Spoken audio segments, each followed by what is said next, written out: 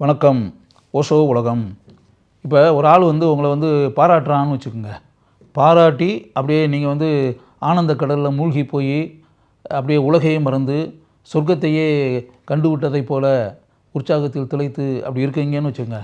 காரணம் எப்படின்னா, அவன் வந்து அப்படியே உங்களுக்கு மாலையை போட்டு ஒரு சால்வையை போற்றி பொன்னாடைன்னு இருக்குல்ல, பொன்னாடையை கொண்டு வந்து போற்றி அப்படியே உங்கள் கால் பாதத்தில் விழுந்து மலர் குத்தை கையில் கொடுத்து, இல்லாட்டி ஆளுயர மாலை ஒன்று உங்கள் கழுத்தில் போட்டு அப்படியே உங்களை வந்து வேற ஒரு உலகத்துக்கே கொண்டு போய் இப்படின்ற மாதிரி ஒரு காரியம் நடக்கலாம். நம்மளை சுற்றி அப்படிலாம் நடந்துட்டு தானே இருக்குது. ஆக்சுவலாக இப்போ பணக்காரராக இருக்கிறவங்க, மிகப்பெரிய தொழில் அதிபர்களாக இருக்கிறவங்க, அரசியல்வாதிகளாக இருக்கிறவங்க, மிகப்பெரிய சாதனைகளில் வந்து ஈடுபட்டு சாதனை சிகரத்தில் அமர்ந்தவர்கள், இவங்களையெல்லாம் பாராட்டுறதுக்காக வந்து அப்படியே ஆட்கள் வர்றாங்க அப்படின்னா என்ன செய்கிறாங்க? அப்படியே வரும்போதே ஒரு மாலையை தூக்கிட்டு வருவாங்க. மாலை தூக்கிட்டு வந்து அப்படியே உங்கள் போடுவாங்க. இல்லாட்டி ஒரு பொக்கையை கையில் கொடுப்பாங்க. இல்லாட்டினா ஒரு சால்வை வந்து ஒன்று போற்றுவாங்க. போற்றிட்டு பொன்னாடை, நம்ம ஆளுங்க அதை பொன்னாடைன்னு சொல்லுவாங்க. அதுக்கு போற்றிட்டு அப்படியே உங்களை ஜாலரை அடித்து காண்டாமணி அடித்து உங்களை புகழ்வாங்க. அண்ணே, உங்களை மாதிரி யாருனே முடியும்? நீங்கள் யாருனே? 1000 இருந்தாலும் மற்றவங்களாம் எப்படின்னே உங்கள் மாதிரி யாருனே பண்ண முடியும்? இப்படி ஒரு சாதனையெல்லாம் நினச்சி கூட பார்க்க முடியாதுண்ணே யாரும் அப்படின்னு மாதிரி. அரசியல்வாதிகளாக இருந்தாங்கன்னா, தலைவரே நீங்கள் மாதிரி உங்களை மாதிரி தலைவர் வந்து யார் தலைவர் இருக்குது? நீங்கள் மாதிரி உங்களை மாதிரிலாம் இனிமேல் யாராவது வர முடியுமா தலைவரே? கற்பனை கூட பண்ணி பார்க்க முடியாது தலைவரே. உங்களுக்கு பின்னாடி எப்படிப்பட்ட தியாகம் இருக்குது, எப்படிப்பட்ட உழைப்பு இருக்குது, எப்படிப்பட்ட கடுமையான உழைப்பால் நீங்கள் வந்து இப்படிப்பட்ட ஒரு உயரத்தில் போய் உட்காந்துருக்கீங்க தலைவரே. உங்களுடைய உயர்வுன்றது எல்லாருக்கும் பாடம் தலைவரே. அப்படி இப்படிலாம் போட்டு அந்த தொண்டர்கள்ன்றான்ல, அவன் அப்படியே ஜாலரா அடிப்பான். ஜாலரா அடித்து இந்த மாலையை போட்டுட்டு அவன் மனசுக்குள்ளே அப்படியே ஒரு ஃபில்ம் ஓடிக்கிட்டு இருக்கோம். இப்படியெல்லாம் ஜாலரா காண்டாமணி அடித்தா தான் நமக்கு காரியம் நடக்கும், நம்ம பொழப்பு நடக்கும், நம்ம நினைக்கக்கூடிய காரியங்கள் நடக்கும். நம்ம பல திட்டங்களை மனசுக்குள்ளே போட்டு வச்சுருக்கிறோம். இவனுக்கு இந்த ஆளுயர மாலையை போட்டு இந்த பொக்கையை கொடுத்து எப்படியாவது நம்ம சாதிக்க வேண்டிய அந்த காரியங்களெல்லாம் எப்படியாவது சாதிச்சிடணும் அப்படின்ற மாதிரி அவன் ஒரு மனசுக்குள்ளே ஒரு திரைக்கதை ஒன்று உருவாக்கி வச்சுருப்பான். அந்த ஆளுயர மாலையை போட்டவன், அந்த பொக்கையை கொண்டு வந்து போட்டவன், பொன்னாடையை போத்தினவன் அப்படின்னு. இதான உலகம் சுற்றி இருக்கக்கூடியது. இது எப்படின்னா, இந்த மாலை போடப்பட்ட மனிதன் இருக்கான்ல, அவன் முதல்ல புரிஞ்சுக்கிறணும். அது ஓஷோ இதை தான் வந்து அந்த புத்தகத்தில் சொல்கிறாரு. இன்றைக்கி நீ இந்த மாலை போடுறான்ல ஒருத்தன், அந்த மாலை போட்டவன்கிட்ட ரொம்ப கேர்ஃபுல்லாக இருந்துக்கோ, எச்சரிக்கையாக இருந்துக்கோ. அவன் வந்து இதே மாதிரியே உனக்கு எப்போ பார்த்தாலும் ஆளுயர மாலையவே கொண்டு வந்து உன் கழுத்தில் போடுவான்ற கேரண்டி கிடையாது. எப்போவுமே உனக்கு கையில் வந்து மலர் கொத்தை கொண்டு வந்து கொடுத்துக்கிட்டே இருப்பான்றதெல்லாம் கேரண்டி கிடையாது.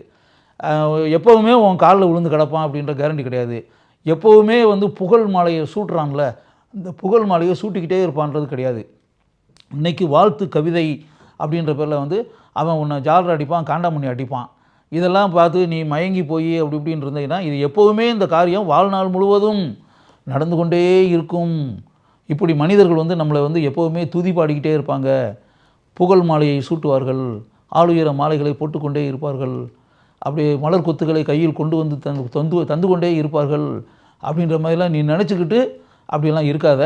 இந்த இப்போ மாலையை போடுறான்ல, இவன் வந்து என்றைக்காவது ஒரு நாள் டெஃபினட்டாக எழுதி வச்சுக்கோ, இவன் உன் மேலே கல்லை விட்டு எறிவான்.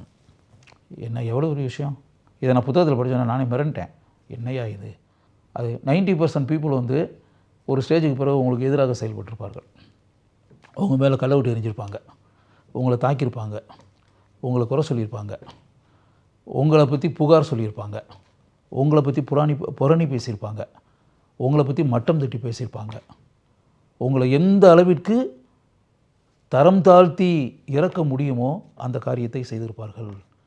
அது ஓஷோ வந்து அதுதான் சொல்கிறாரு. அதாவது எப்படின்னா, இந்த மாலை போடுறான்ல, அவன் போடுறான்னா காலம் ஃபுல்லாக போடுவான்ற மாதிரி எதிர்பார்த்துக்கிட்டு இருக்காத. டெஃபினட்டாக எழுதி வச்சுக்கோ, இவன் பின்னாடி வந்து ஒரு சூழலில் இவன் உன் மேலே கல்லை விட்டு எறிவான். இந்த கல்லை விட்டு எரியிற மேட்ரு கட்டாயம் நடக்கும். அது வந்து எழுதப்படாத சட்டம் அப்படின்றாரு ஓஷோ. எவ்வளோ பெரிய விஷயம்! இப்போ யோசிச்சு பார்த்தீங்கன்னா, நம்ம லைஃப்பில் வந்து ஃபுல்லாக அப்படிப்பட்ட மேட்டர்கள் தான். இப்போ நீங்கள் வந்து யாராவது நம்மளை ஒரு திட்டி அப்படின்னு வரும்போது, யாரோ ஒருத்தர் ரோட்டில் போகிறவங்க வந்து திட்டுறான், இவங்க ஒரு காலத்தில் நம்ம கூட நண்பராக இருந்தவங்களாக தான் இருப்பாங்க, நமக்கு ரொம்ப நெருக்கமானவங்களாக தான் இருந்தவங்களாக தான் இருப்பாங்க, நம்மளால் பயனடைஞ்சவங்களாக தான் இருப்பாங்க, நமக்கு ரொம்ப க்ளோஸான ஆளுகளாக தான் இருப்பாங்க. அவங்க சொந்தக்காரங்களாக இருப்பாங்க, இல்லாட்டி நண்பர்களாக இருப்பாங்க. அவ்வளோதான் வித்தியாசமே தவிர, இப்போ ஏன் அவங்க திட்டுறாங்க? ஏன் நமக்கு எதிராக செயல்படுறாங்க? ஏன் நம்மளை பற்றி குறை சொல்கிறாங்க? ஏன் நம்மளை பற்றி மற்றவங்ககிட்ட மட்டம் தட்டி பேசுகிறாங்க? நம்மளை பற்றி இவ்வளவு கேவலமாக ஏன் பேசுகிறாங்க? இந்த வாய் எப்படி இவ்வளோ கேவலமாக இப்போ பேசுது? இந்த நாக்கு தானே புகழ்ந்துச்சு, இந்த வாய் தானே புகழ்ந்துச்சு, இந்த புகழ்ந்த நாய் புகழ்ந்த வாய் இன்றைக்கி ஏன் இப்படி ஆச்சு? ஏன் இவ்வளோ கேவலமாக பேசணும் நம்மளை பற்றி?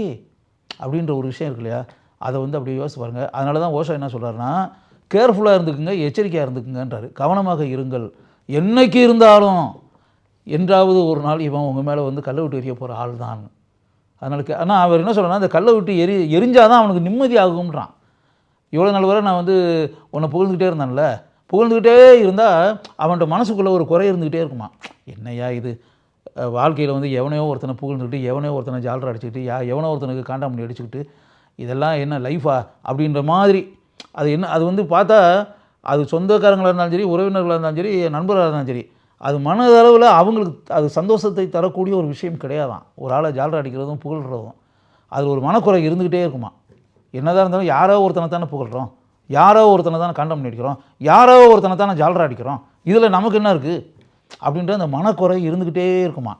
அப்போ ஒரு ஸ்டேஜில் இவன் வாழ்க்கையில் வந்து எங்கேயாவது இவன் நிலை கீழே இறங்கி மிக உயரத்தில் இருக்கக்கூடிய மனிதன் சில சந்தர்ப்ப சூழ்நிலையினாலேயோ இவனுடைய செயல்களினாலேயோ ஏதோ காரணத்தினால கொஞ்சம் இறங்கி அவனுடைய ஸ்டேஜில் வந்து கொஞ்சம் கீழே இறங்குறான்னு வைங்க.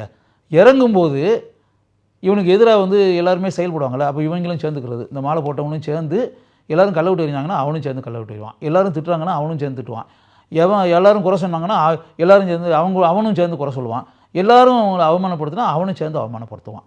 அப்படின்றதான் உண்மை. அப்படி செய்தால்தான், அப்படி அவமானப்படுத்தினால்தான், அப்படி குற்றச்சாட்டுகளை கூறினால்தான், அப்படி புகார்களை வாசித்தால்தான், அப்படி குறைகளை கூறினால்தான், அப்படி கல்லை விட்டு எரிந்தால்தான் அவனுக்கு மனதிலேயே நிம்மதி உண்டாகுமா.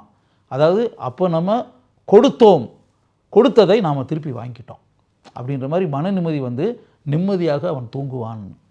என்னையா இது, எப்படிப்பட்ட விஷயம், எப்படிப்பட்ட உயர்ந்த விஷயம், நம்மளை சுற்றி வாழ்க்கையில் நம்ம பார்த்துக்கிட்டு இருக்க விஷயம்.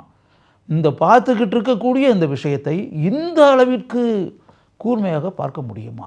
உண்மையாக ஓஷோ வந்து எந்த அளவிற்கு கூர்மையாக இந்த விஷயத்தை பார்த்திருக்கிறார், நுணுகி நுணுக்கமாக ஆராய்ந்திருக்கிறார் அப்படின்னு பார்க்கும்போது உண்மையிலேயே எனக்கு ஓஷோ மீது அளவற்ற மதிப்பும் மரியாதையும் உண்டாகிறது.